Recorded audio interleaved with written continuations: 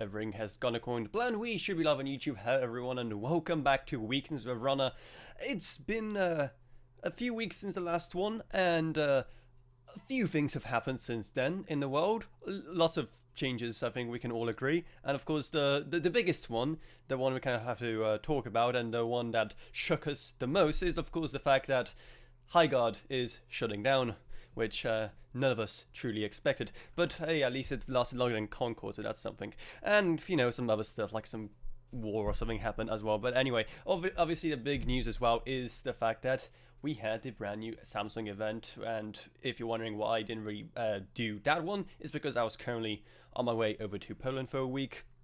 So that's why I didn't really miss the big announcement live. I just managed to get like the last couple of minutes of it basically when I arrived.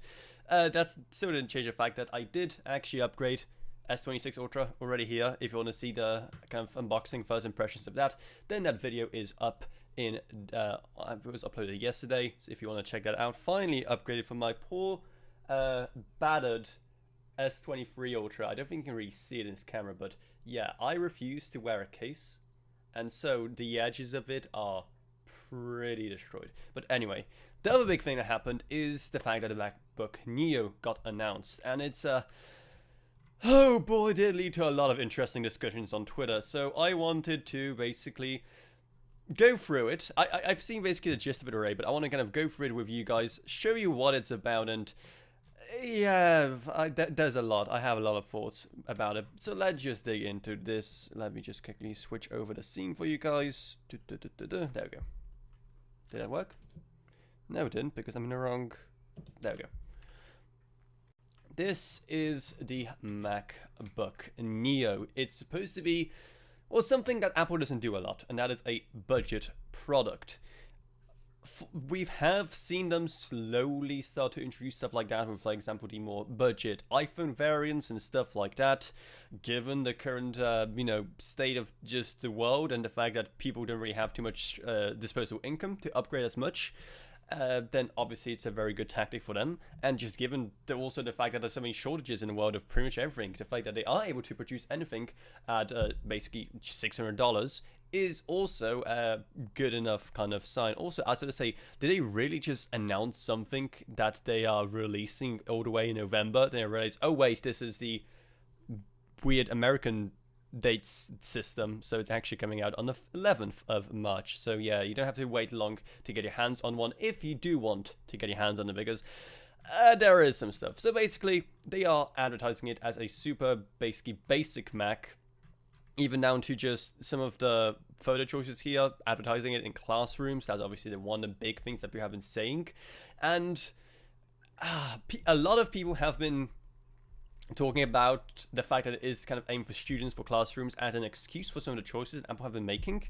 Like, just because it is aimed at students and it's supposed to be a very entry-level laptop, that doesn't mean that they get to do a lot of the weird things that they've been doing. And again, I'll get to that a bit later. Like, just because it's an entry-level laptop, that doesn't mean they should be getting a worse experience, and also getting something that's not going to last them longer than, well, basically just the time of the studies. And the second they want to do literally anything slightly more advanced, well, all of a sudden they need to spend even more on a machine that's actually capable of doing that.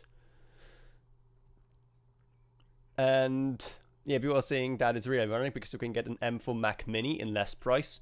True, but of course, you know, it's a Mac Mini isn't really portable unless you're have a portable screen and a keyboard and a mouse and everything with you. That's obviously the main thing here. Oh yeah, that's another thing. These don't even run the M chips from Apple. They are all running the A18, so basically like the same family of chips that they use in the iPad and iPhone. It's basically the same here. Also, another thing that's annoying me about this picture, and I know I'm really nitpicking right now, but I kind of imagine that they would color match all of the models here. So like, say she's clearly color matched the laptop to the sweater she's wearing. Why aren't the other guys? Why is this guy not wearing something like grayish? And then I assume that, you know, this girl would rock the pink MacBook, but that would even be, I don't think, inside in the scene. And then this guy, we should be wearing something like navy blue, whatever that color is.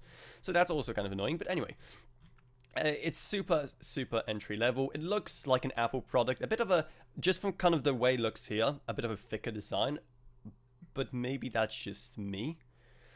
They are advertising it as being capable of running games, and yeah, technically it can run games. It is still the kind of things you could be able to run on a iPhone or iPad. It's still an 18 Pro. Modern smartphone chips are pretty powerful. You can play some pretty demanding games on it, but like, don't kid yourself, you won't be doing too much gaming on it, especially because gaming support on Mac is still what it is. Granted, it does mean that you get to, even though it's an A18 chip, you still get to have macOS rather than something like iPad OS instead, so you get to deal with that whole library of software and games instead.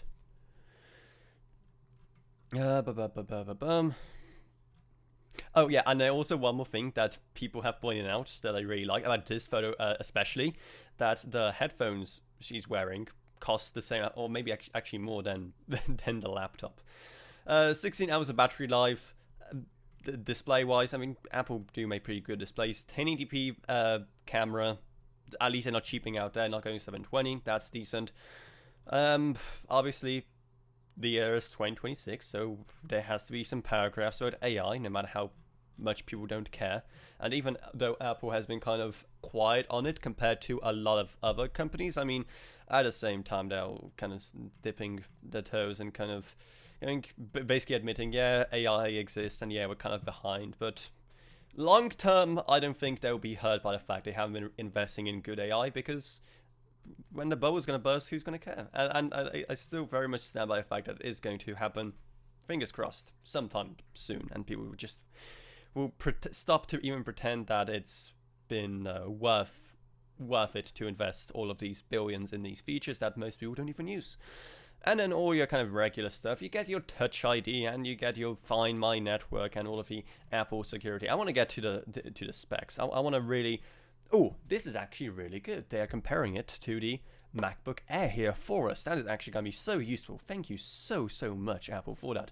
Anyway, so nice comparison here. Obviously, we're getting the cut down A18 chips rather than the kind of desktop, desktop laptop M chips.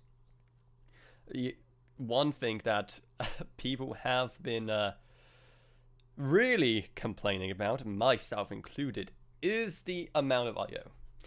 You get a whopping 3 ports, and this doesn't mean like 3 USB ports. This just means 3 pieces of I/O in total.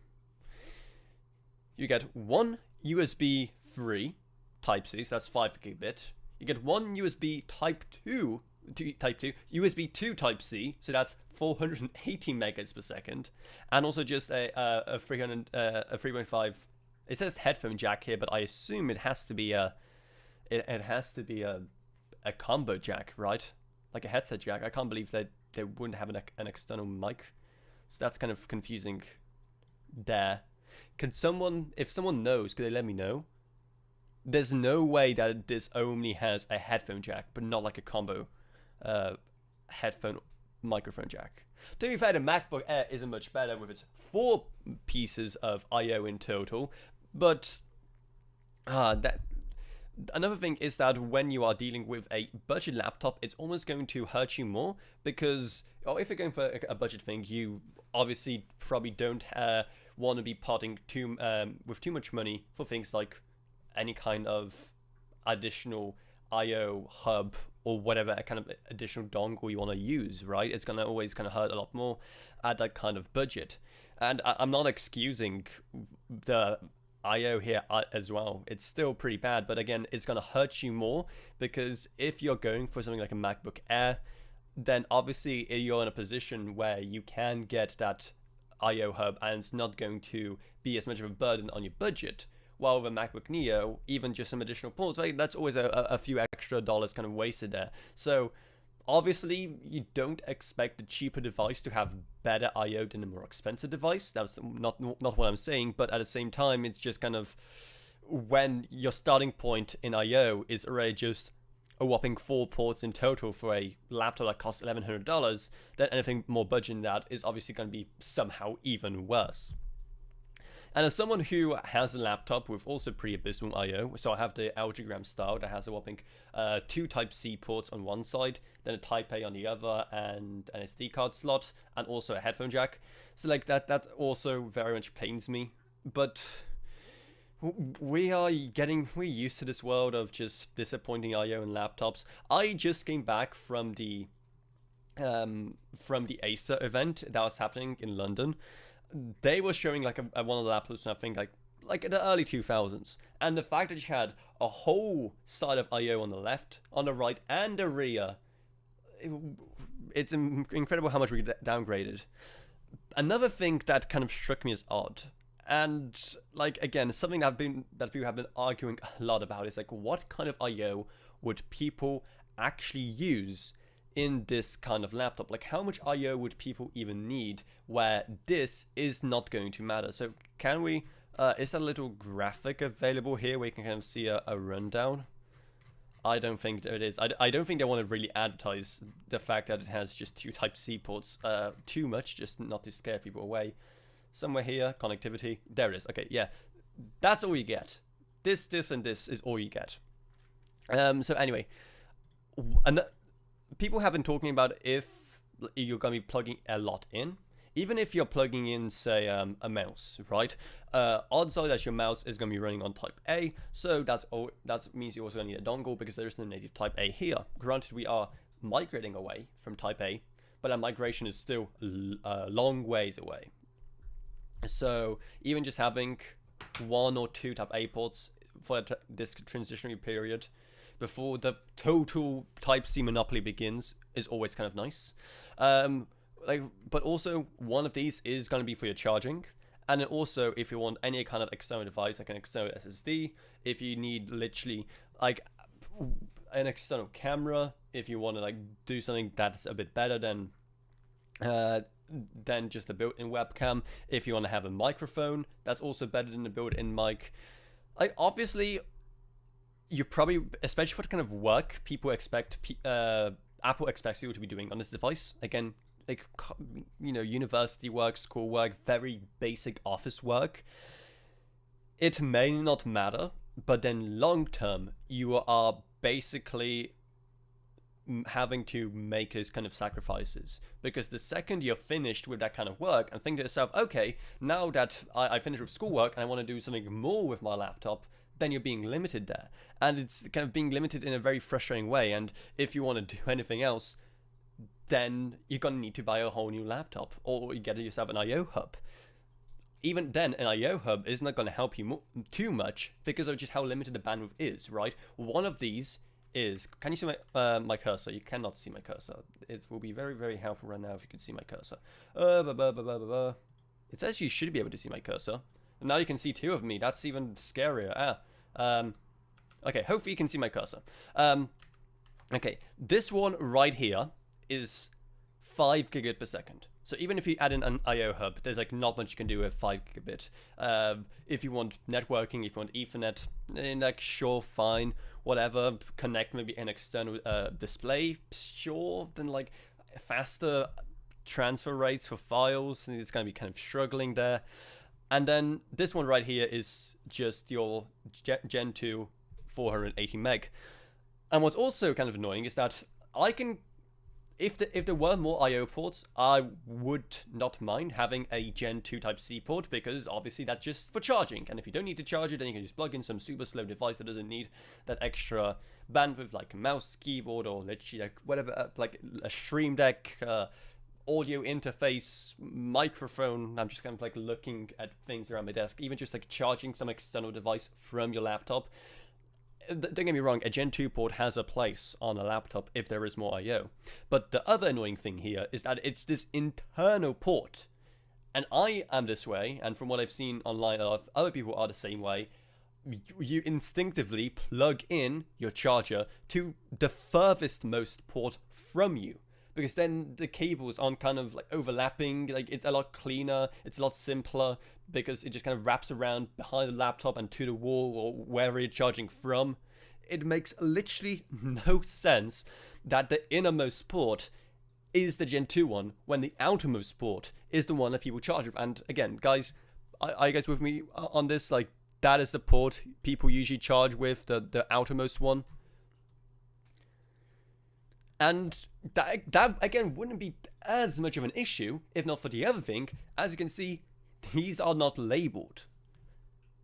wouldn't matter if they were the same speed, but because they're not labeled, then people just need to read up and always keep in mind that one of them is faster, one of them is slower, and then so they're not stuck wondering why exactly the files are transferring so slowly. Like, oh, well, why is it taking me over 2 hours just to transfer this file over? Because you're running on literally 480 megabits per second bandwidth right there. If they were labeled, I would be willing to forgive it somewhat. I would even be willing to forgive that, again, the slow one is the one that's inside, but with all of that combined, it's just these super user hostile things, especially for the kind of people that will be buying this, to which, meaning no disrespect, will be people who are less tech literate, that need more stuff spelled out for them. It would be even more confusing and annoying.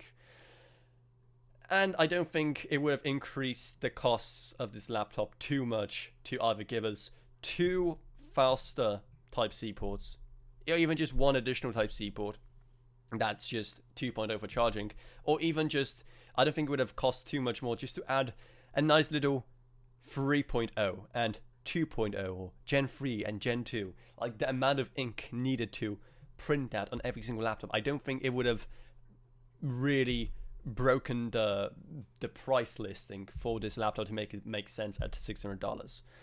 Speaking of, I think we should also go into and look exactly at what the pricing is like, because it starts at $600, but from what I'm aware, there are like basically a couple of different variants and like different. Let's basically see what happens if we were to buy one. I'm definitely going to buy one because I really do not care. I have a slightly better laptop.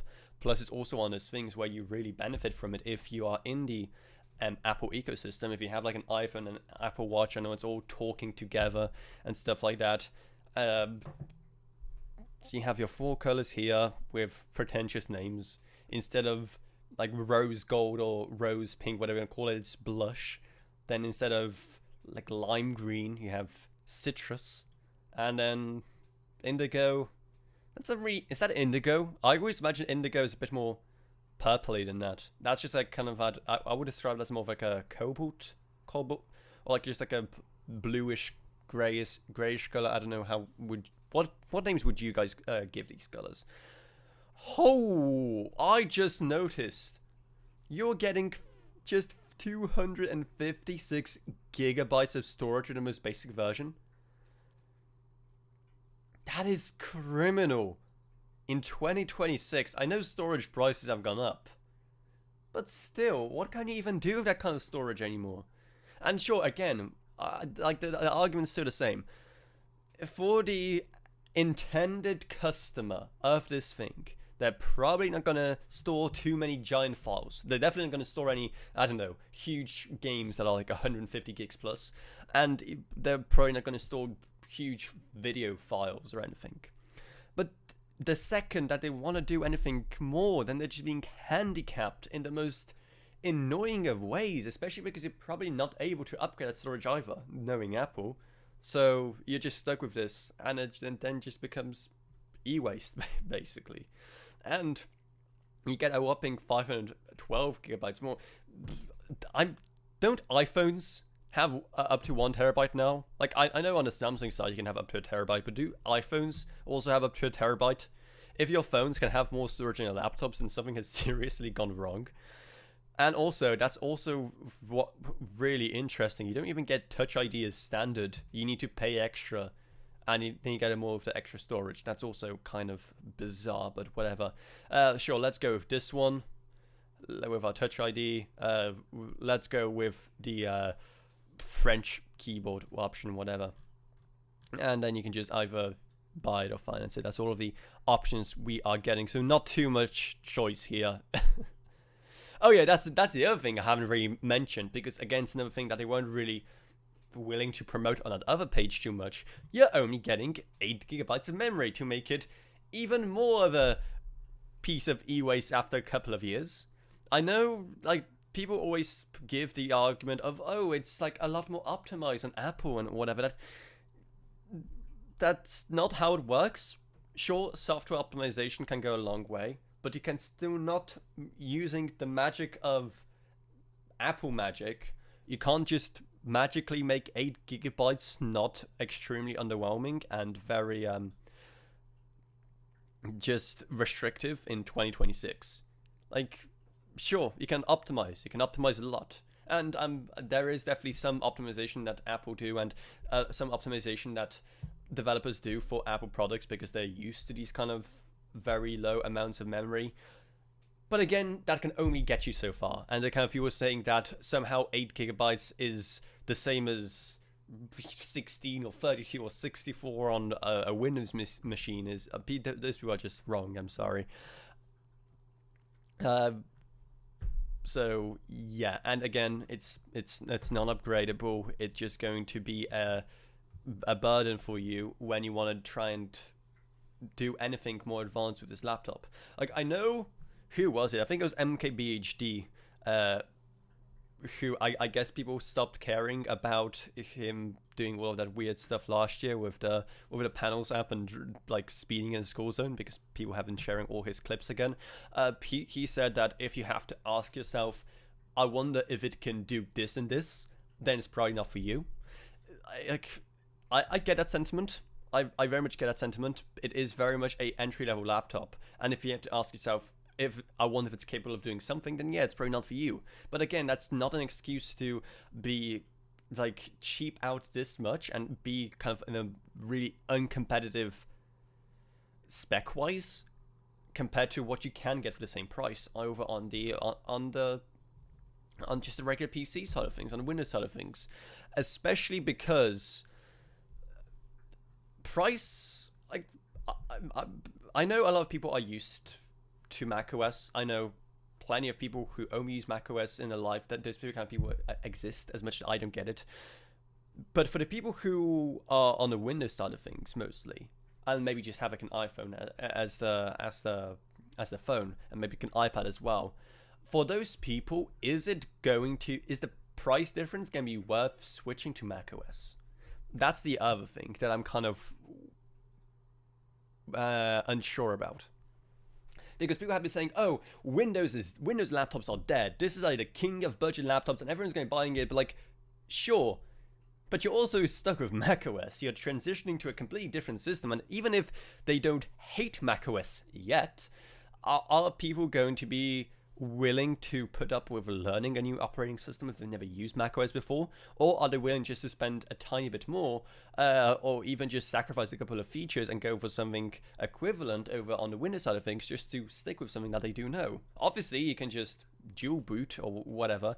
Actually, no. Can you even dual boot anymore on Apple Silicon? I actually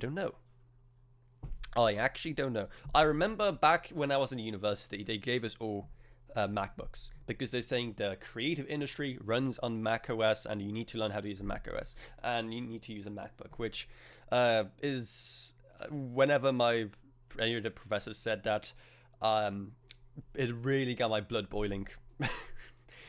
Because it's just not the case at all.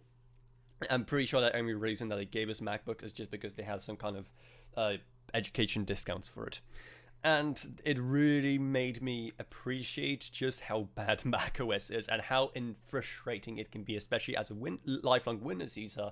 So many things that I wanted to do, I just couldn't do for one reason or another, for just those annoying of reasons. So that's like the other thing. How many people will be willing to make the switch? How many people are going to be willing to sacrifice the experience they used to for macOS, which, at least in my opinion, sure, if you're a power user, then you're probably fine with some of the limitations of macOS and the way that macOS does things. But especially if you're just kind of getting started, then it would be, I don't know, potentially kind of annoying. So, let's do something fun. Also, if you're kind of wondering, for anyone new here, why I'm just kind of looking up there, that's because that's where I have my chat and I'm kind of basically monitoring the stream. Let's kind of finish off by going through and seeing what exactly we can get equivalent for $600 or $700 over on just your regular Windows PC side of things. There we go. So I set the pricing as, okay, let's actually do, so between $600 and $700, what are we able to get for that same price over here? So already we have ourselves an Acer Aspire right here. It is currently, it is currently on sale. Normally it's $900. So that's kind of cheating-ish. But already you get 3 inches, okay, closer to 2.5 inches of extra screen real estate. You get yourself a proper laptop CPU, not just a slightly upgraded tablet CPU. You get quadruple the memory, 32 gigabytes, and you also get double the storage space. And because it is an actual just consumer parts, then you can go in and upgrade that storage if that 1 terabyte is enough. So let's go into this. You're probably going to be getting more I/O as well. You actually get a Type A. You also get, is that a Kensington lock or like whatever it's called? Sure, that technically counts as I/O, maybe. I don't know. You get an audio jack. What do you get on the other side? You get just 1 Type-C though, so that's definitely a downgrade. I think they maybe have gone a bit too generous with the 3 Type-A ports. I would have ideally maybe switched one of them to Type-C, so you get 2 Type-C, 2 Type-A. That would be amazing. And you also get HDMI. You can plug into another screen. And also Ethernet. And yeah, that's like another thing. Something that a lot of people also do, and you can't do as easily on there because you don't have built-in HDMI. And even if you wanted to, then that 5 gigabits of bandwidth is also going to be annoying if you want to get an HDMI dongle. A lot of people like to use the laptop to play content on some kind of TV. If they want to enjoy, you know, then Netflix or whatever on a bigger TV, and it's not like a smart TV. Just connect it up in a hotel room or in any kind of place where you have some kind of TV where you can't have, you know, a smart integration. You can't have native Netflix, Prime Video, whatever apps. So again, you're gonna need a dongle for that, and even then, you know, if it's actually gonna work, that's up in the air because you're only getting 5 gigabits per second. Here, you actually have proper native HDMI, so you can connect this up to the wall, so you can connect that up to the TV. You have Ethernet, so you can connect up to the wall and enjoy better internet as well for streaming or whatever else you're doing. Like, why would anyone not want this compared to that? Sure, probably one thing that the MacBook Neo would do better than this is the actual display quality. Like the liquid retina displays they look great and stuff like that. I don't think they're actually OLED. Like, that's the thing about Apple being so weird about some of the branding, is that like liquid retina, it's the kind of standard they use. If you hear liquid retina, you know that's gonna be like a good standard Apple display that you get on a lot of products, and you know it's gonna be good. But like, what does it actually mean? Like, does it mean it's OLED? Does it mean like what kind of bit depth does it have? What kind of resolution does it have? They like to obfuscate that kind of information a lot, which is also pretty annoying. But oh well. Again, that's just Apple for you. That's just like the way they like to do things. So like, yeah, why would you not go for this? Why? Actually, why? So let's go back, see what else we have here. Up to $700. I'm not going to set the minimum as 600 because maybe you can get something even cheaper that beats it out. Here you have another Acer, $600, so that's the price of the entry-level MacBook Neo. You get a CPU that's kind of getting on in years as well, because it's a mobile 13th gen. So that's, you know, like what, 14th gen, 100, 200, 300. That's 4 generations old at this point. So, you know, performance-wise, probably not do. But again, just for the kind of stuff you'll be doing on it, it's probably going to be fine. Again, probably the display is going to be slightly worse. You get double the memory, you get double the storage. Again, pretty decent choice. You get this for $550. Again, slightly older AMD CPU, but you get 16 gigs of RAM and you get more storage. And I can guarantee that both of these will have better I/O as well. You have an Acer VivoBook here. I kind of combined Acer and Asus there. I'm not sure what happened. You get an Asus VivoBook, 16 inches. It's a Copilot Plus, but who cares? You get yourself a current gen AMD CPU. So that, you know, is going to be real nice when it comes to performance. and it's going to last you a lot longer in the future. You get 16 gigabytes, and again, because it is just supposed to be a normal consumer memory, I assume you can upgrade unless they kind of soldered it on, which I highly doubt it. It's not like a super thin and light, which is where they usually solder memory, like for example, again in my laptop, which is really annoying because I wish I could upgrade to 64 gigabytes, but I can't. It would be really, really nice for editing. It's not like I can upgrade nowadays with the current memory prices, but anyway. And like again, 512 gigabytes. People are saying that laptop has a horrible battery life. Yeah, like when it comes to battery life, obviously you're getting a lot more efficiency when it comes to the stuff that Apple are doing. But is that going to be again a deal breaker? Like how many people are going to base the decision purely on battery life? It's sure it can be annoying when it's too low. In my laptop, again, it's absolutely atrocious. Maybe a couple of hours max, and if you're doing anything more intensive, then maybe like an hour or two. But then you just, whenever I'm doing anything more intensive, then I'm usually stationary, plugged in, and charging. So are too many people going to base a decision on what to get and sacrifice all of this other benefits just purely on battery life? Again, it is a really nice thing to have, but is it going to be a deal breaker? Also, Newegg, I don't know what to say, but this isn't a laptop. This is Battlefield 4. Like, I know how you can get these things confused. I really don't know how you can get these things confused, but that is not a laptop, Newegg. It's a copy of Battlefield 4 that somehow still costs $60 in 2026. Okay. But Sebastian says, I'm surprised the 818 Pro is better than the M1, and the M1 being considered obsolete. I mean, the M1 is still fine. The main reason it's probably considered obsolete is simply because we had so many better Apple Silicon chips since then. So like, it's obsolete by that matter. Like, it will still give you enough performance for some basic stuff, but it was also like the first gen effort at a more desktop chip as well. We had so many better options from both Apple and on the x86 side of things from then. It's definitely obsolete in the fact that a lot better things have come since. It's not obsolete in the fact that you can still get work done on it.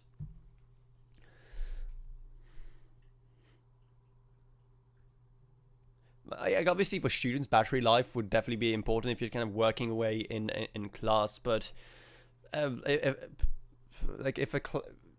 a lesson, obviously, it's kind of different if you're a student, like a university student versus a school student.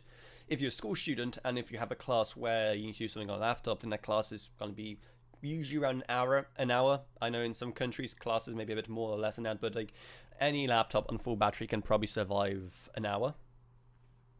If you're in university, then obviously your lectures could be a bit longer than that, and sure, that could be more impactful, but then again, most laptops can do those couple of hours that you're going to need at once. And then even then, we are seeing the infrastructure be put in place where no matter where you are, you can charge, right? You're in electrical, you're in any kind of library, doing some kind of work, there's probably somewhere you can sit down and do your work whilst you're charging. There's some kind of outlet available. But I kind of understand, like, if a university or something is predicting that the lectures are going to be a lot longer, people are going to be spending a lot more time on the laptops, then they probably the university wants to invest in laptops that the students can use for multiple hours at a time without charging. That is if the university are the ones that are providing the laptops, or if it's a situation where the student has to bring their own laptop. Because again, it very much differs. Like again, at my university, we were provided with laptops with MacBooks, and the battery life in there was awful. But those are still the old Intel Gen 1s. I started university in 2020, so that's when the transition to Apple Silicon began on the MacBook. So we were the last generation to get Intel-based laptops, like the old, I think, Coffee Lake or something. That thing was... I could go on a whole rant about that thing because it was a MacBook Pro, so it's supposed to be kind of professional that you could edit stuff on, but it had a whopping 4 very slow cores and 16 gigabytes of RAM. But that's a whole other tangent that I can't be bothered. And of course, Apple has come a long way since then. Are you American? We don't have charge infrastructure in the class of university. I'm very much not American, but it's something like I've seen at my university the last 2 years of because I did my normal bachelor's in person, but my master's, so the last 2 years I've done as a remote, like as a completely remote degree. So obviously I don't know how much has changed in those 2 years, but we are getting those improvements in infrastructure, even if it's I would expect in American universities here and British universities, a lot of mainland European universities, especially in Asian universities as well, I'm expecting that we are getting that infrastructure slowly but surely being kind of rolled out there.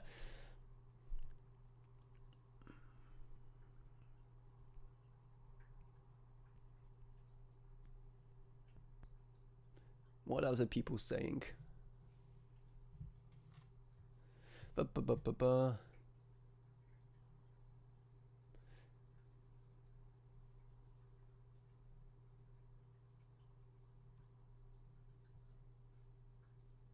Do you think Apple ecosystem is better than the Samsung ecosystem? Myself personally, definitely not. Again, I hate how restrictive so much is. So many basic things just are so annoying or impossible to do in so many ways. And again, it also, to benefit the most from it, you are gonna need everything to be in your kind of Apple ecosystem, while we are seeing this kind of partnership between like between Windows and Samsung to have a lot of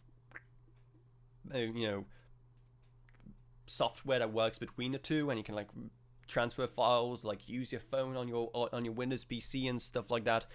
And obviously, if you're somewhere in the US where you're statistically most likely to have an iPhone, especially if you're a student, and it's just kind of you're the odd one out, you're the kind of weird kid if you don't have an iPhone, then it's gonna be a very different story, and it's going to make a lot more sense because you can just like airdrop files. So who even cares about having fast USB or whatever, where you can just transfer files that way? So that's also something. But again, I just kind of always hated how difficult it is to do anything over on the Apple side of things. So many things, like the basic stuff works fine. The second that you want to do something slightly out of the ordinary is just like awful. And I remember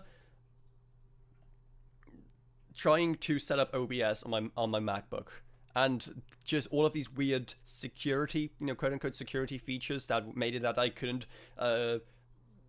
record my screen. That there was all of these like privacy buttons that I constantly had to like like privacy requests that I had to kind of constantly deal with, and whenever I wanted to like assign anything to my microphone or my webcam, and like so much other stuff. I believe in the end I had to download some weird piece of software just to be able to add audio into OBS or like be able to record my screen because of the security measures that Apple put in place so that apps can record your screen, whatever.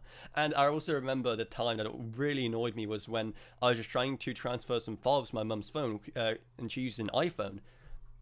AirDrop wasn't working for some reason, so the next best thing was just to connect it up to a PC, and then it did not work. Yeah, so the first plan was just to use AirDrop between her phone and my dad's phone because he also used iPhone at the time. That for some reason just didn't work. The AirDrop just didn't work, refused to work. The next best thing was to connect it up. I connected up, and it's like you can't access the files normally. Normally, when you just hook up a phone to your PC, it just like any other kind of external device, you can just see the file structure, completely fine, copy and paste whatever you want. But here, it just didn't show up like that. So I read into it and like, oh, you need to download some, I can't remember what it was, like iTunes or some weird Apple app, and then you can do it. I think it was like iTunes or some app. So I downloaded whatever this app was, I think it was iTunes, and then trying to go into the phone that way, it still didn't work. Like, it's just so frustrating.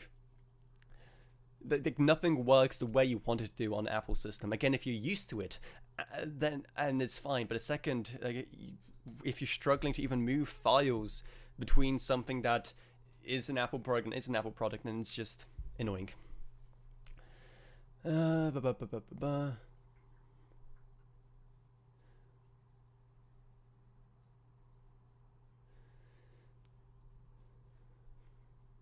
So I myself, I use Samsung. I've literally just upgraded a couple of days ago to the S26 Ultra.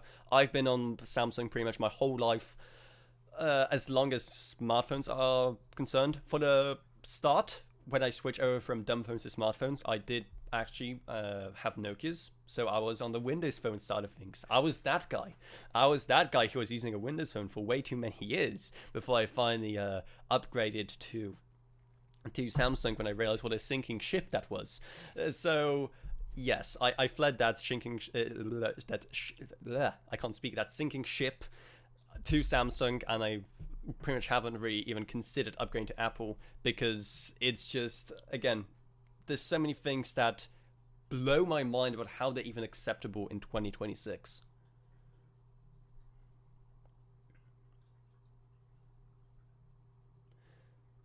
OBS works very well in macOS. I don't know what to tell you. I had nothing but issues with it. Again, maybe things have gotten better. That was back in like what, 2020, 2021, or 2022. That was also like the last generation of Intel-based MacBooks. Maybe something works differently on the new Apple Silicon ones, but it was just an absolute mess. And yeah, hopefully it has improved since. For the unfortunate souls running macOS, I do very much hope that you guys get to enjoy decent OBS now, but back then it was extremely rough.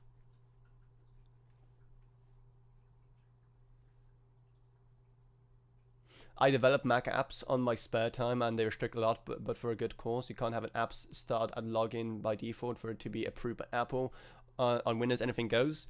Yeah, like I get the security thing, but also like at one point the security features get in the way of the user experience. Again, just the amount of times I wanted to rip my hair out when it comes to security or privacy stuff in on my MacBook, just stuff not working, or me constantly having to go and give permissions to literally everything.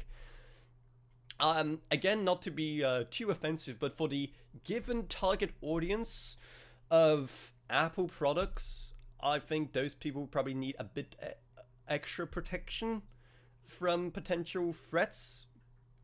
Put it that way. Like maybe they're not like tech literate, and they need those maybe extra protections. Not to generalize too much, but I wish there was also some way to some button that's just like, I know what I'm doing. Just stop being a nanny OS, please. And something that most people end up doing at my university, at least the ones who kind of had the tech know-how to do it, is just dual boot. And we had the professors telling us, "Oh, why, why are you switching over to Windows? Like the industry runs in macOS." And like, don't care. I'm just dual booting. And even had people who aren't tech literate ask the tech literate ones, like, "Okay, yeah, how do I just install Windows on this? Because this is terrible." So yeah, that happened as well. I'm wondering now, what do they give now? Like, is it? I assume it's probably still MacBooks. I assume they should probably get pretty decent like education discounts on it. Like, I wonder how much better than like the new MacBooks they're getting, versus like what I got. Because again, it was, oh, I still used it because that was just the only laptop I had. So it's not just that I was using it like just for schoolwork or whatever. Like, it was the only option I had. It was the only laptop I had, so I had to use it. So then when I finally got my Gram style, that was night and day difference.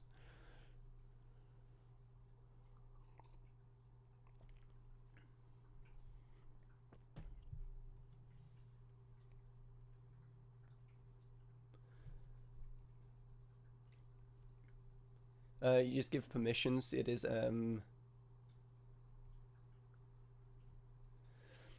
yeah. Oh, another thing is that mm,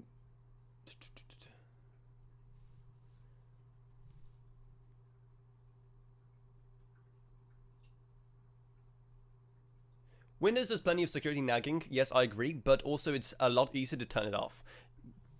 Right? If you're tired of all of those user access control stuff, then you just go in and turn it off. There's a lot of stuff that is very much annoying, especially when it comes to file permissions. there's so much when it comes to file permissions and the way that they do security for it, that it really, really rubs me the wrong way. And pretty much everyone hates the way they're doing it. Like, we all ran into a situation where you can't delete a file because you don't have the permission, but even though you're the only person using your PC, like, it's your PC, why can't you delete something on it? But even then, I found that the ways around it were always a lot easier on Windows than on macOS. Again, you can just turn off user access control if that annoys you. If there's some files that are misbehaving, you can get like an extension like IO bit unlocker, and you can just force unlock the files that you're having issues with. There's at least a lot more wiggle room with that. And I wish that there was just some option on a similar amount of options on Apple to just say, no, just let me do what I want to do. I'm down with anything other than Windows at the moment. I mean, yeah, Windows has done a lot of weird, questionable stuff, but at the same time, I can't imagine what they would have to do for the world to kind of switch away from Windows, apart from just nuking the whole thing. Like, I don't know what they would have to do to like make another operating system somehow more viable to to people than just Windows, no matter what they do to it.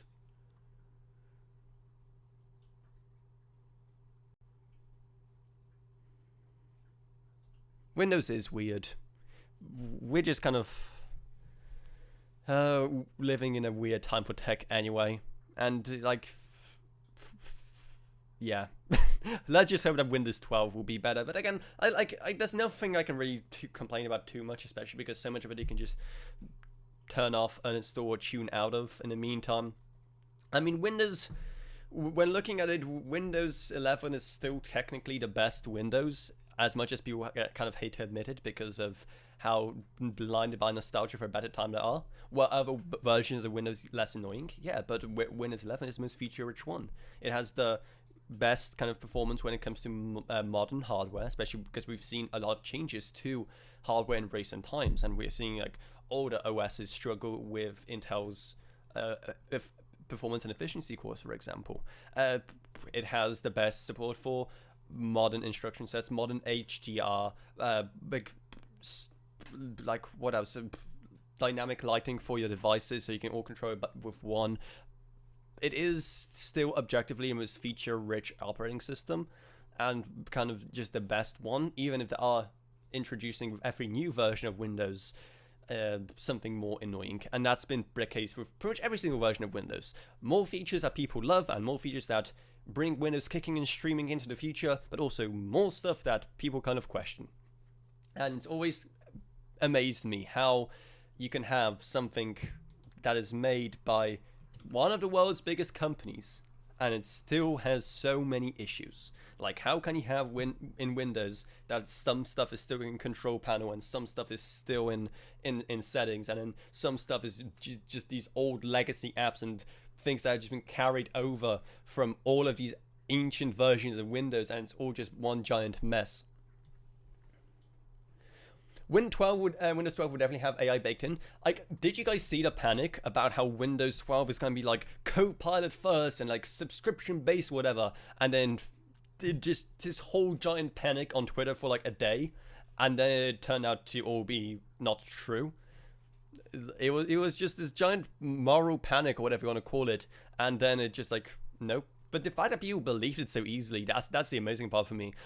When all of these news outlets were just basically repeating each other and giving all this false information about what the next Windows is going to be like, we're just going to believe it because it just didn't feel too outlandish for the direction that Microsoft are taking the operating system right now. That's kind of the thing I felt that I think was the funniest.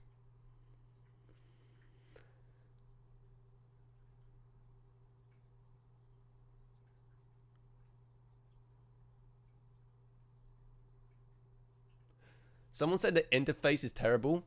Are we talking about... We've talked about a lot of operating systems and a lot of different devices. Are you saying that it's terrible on macOS, or are you saying it's terrible on Windows? On macOS, I'll very much agree. Again, there's so many annoyances I had with just the UI as well on macOS, especially with files and like the file explorer, whatever it's called. But also as some other things about just things taking up way more space than they need to be, which is especially annoying when you have a 13-inch device, so you're already very, very, very limited on space.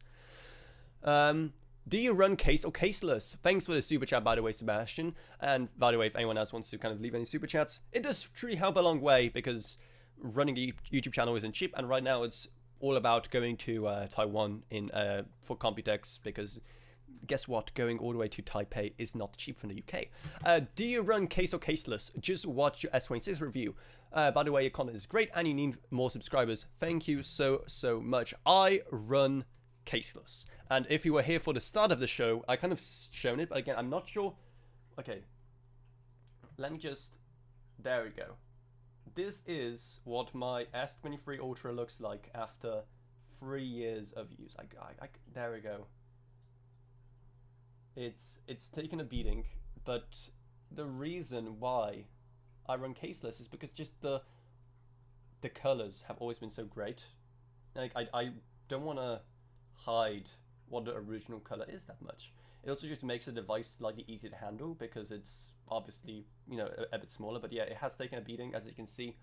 This corner especially has been really chipped, but hopefully, I said it every time, but hopefully I'll be more careful with my current phone, and then it probably end up looking the same way for when I upgrade the next time. Am I in focus? Am I in focus? Yeah. So I'll be doing the same with my S26 Ultra. This is probably the most torn I have ever been on a color, because I've gone for either like the golds or this one was like the lilac one. But I decided to go, rather than gold, I decided to go for this one. It's called the dark violet, or whatever it's called. And I wish it was more purple. As you can probably tell by the channel branding, I am very much a fan of the color purple. I kind of hope this one will be a bit more under the right light. It is just the right kind of purple. Like, it looks really nice, but it kind of requires the right lighting as well. But then I've seen what the gold looks like, and then I think that the gold one also doesn't look gold enough. Like, it is way too it's way too quaint when it comes to the gold. So yeah, I went with this one. I'm staying caseless, and hopefully I'll give you an update soon if it also ends up looking about like this. And it's not just kind of the edges over here.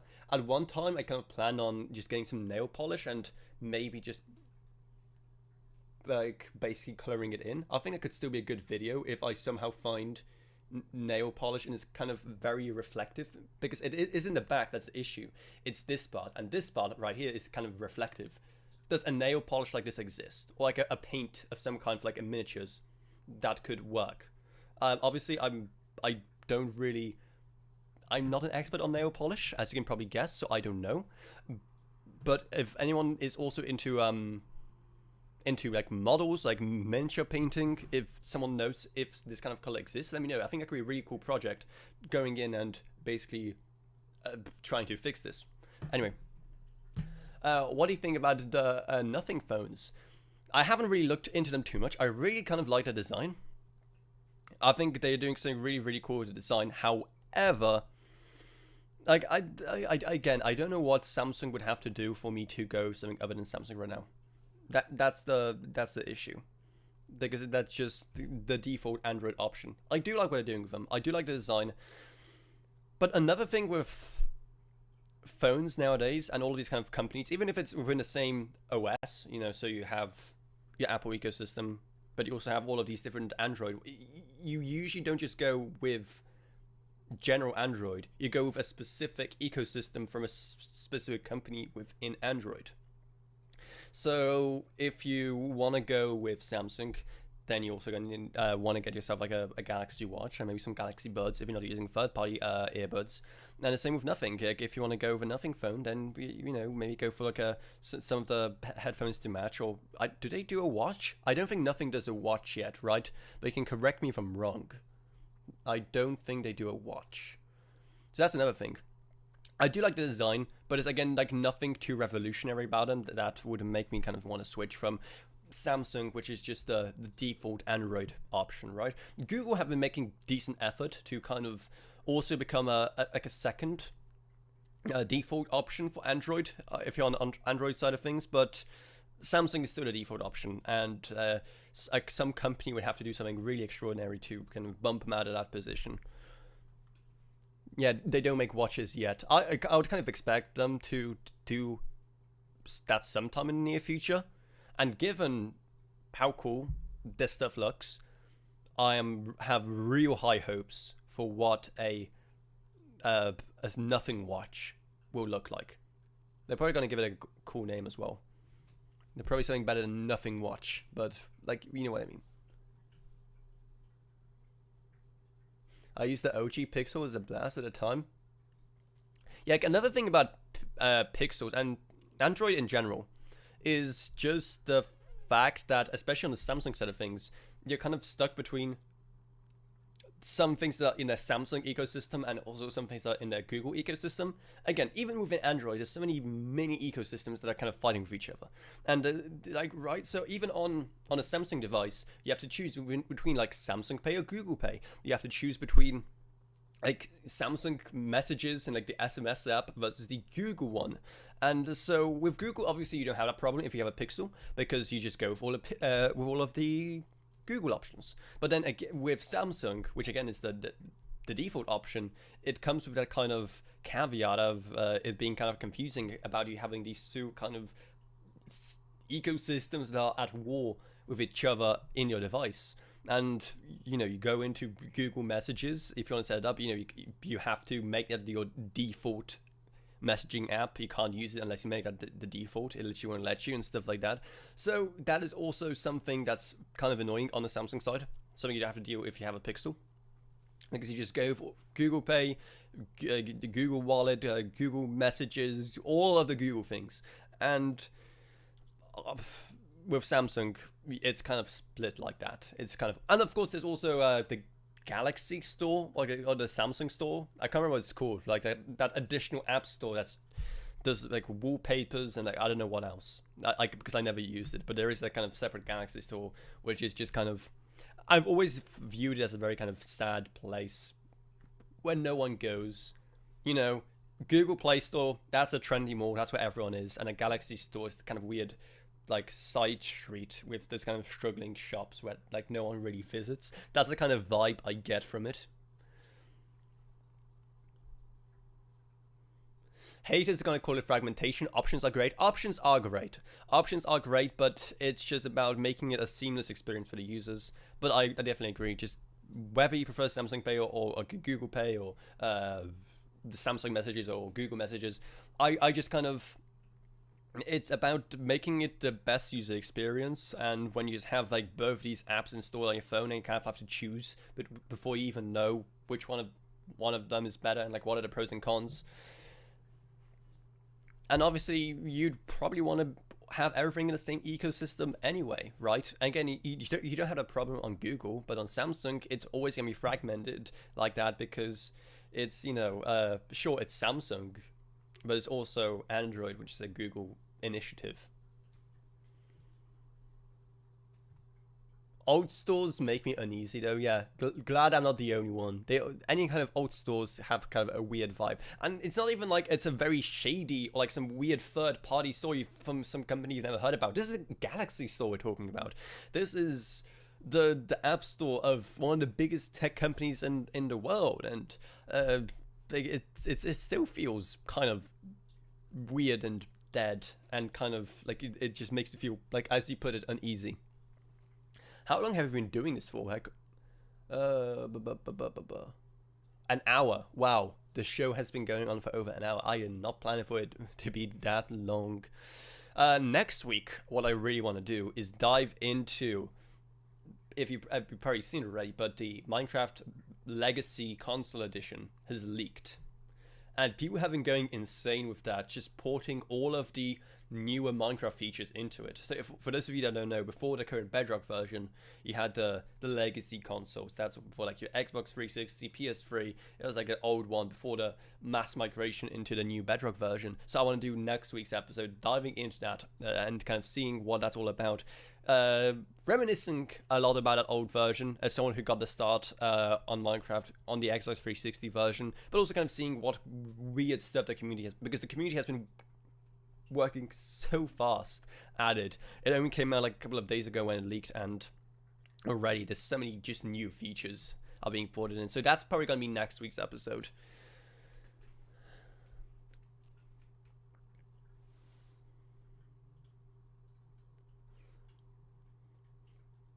I agree, but you are just complaining about the ecosystem at Apple. That's just because I hate the Apple ecosystem. I'm sorry, but it just annoys me beyond belief whenever I had to use any kind of Apple products. Again, it wasn't too much, and basically maybe if I just force myself to use a lot more, maybe I like it a bit more. But at that point, that would be just Stockholm syndrome and a very unproductive use of my time when I'm a busy man that has a lot of, work to do. Bring back OG OnePlus. Oh yeah. More choices are always welcome. OnePlus have always been one of those companies that I feel people kind of, again, it was one of those very alternative options for Android. Like, obviously you had like the Samsung was the main one, then you had Google. OnePlus was very much to the side, kind of in the same bucket of, sure, you can go for it, but why would you go for it alongside a lot of your kind of like Chinese phones, like your Huawei's? But like from what I've heard, I never used one personally, but from what I heard, they did pretty good stuff, and like they were a brand that was recognizable enough that you could actually trust. So yeah, if they did is like returned, that would be pretty sweet. But anyway, I think that's gonna be it for this show, unless anyone has anything that they really want to say in the live chat. Again, it's been going for over an hour. That's kind of usually what I like these shows to go on, unless there's something really crazy happening then. Like I said, next week's show is probably going to be going into the Legacy edition, and then after that, who knows? We'll see. I try to keep these as kind of varied as possible every single week, doing something different. One thing I would want to do more of, because I remember I'd really liking that stream, is when he did that build stream for the Wooting keyboard. That was really fun, and I kind of really want to do more of that. So I'm kind of in touch with a couple of keyboard companies to do more keyboard build streams, because yeah, I think that was great. Just kind of talking about absolute nonsense for an hour. I'm just putting in every switch and then putting in every key. But anyway, that's gonna be about it for this show. So hopefully you had a great time. It was a very kind of busy couple of weeks when it comes to tech news. And obviously kind of just the new MacBook Neos and kind of the S26 Ultra is just kind of the tip of the iceberg for that. We had like the 9GB RTX 5050 come out. Again, the kind of panic around Windows 12 and like Windows 12 not coming out this year. We had stuff about the Steam machine probably being delayed, and it being Valve's goal to hopefully launch it sometime in 2026. So yeah, a lot of interesting things happening, most of them not good. But anyway, that's it. So I hope you enjoyed this live stream. If you did, then remember to subscribe, like, whatever, and I'll see you all in whatever I make next. Goodbye, everyone. Goodbye.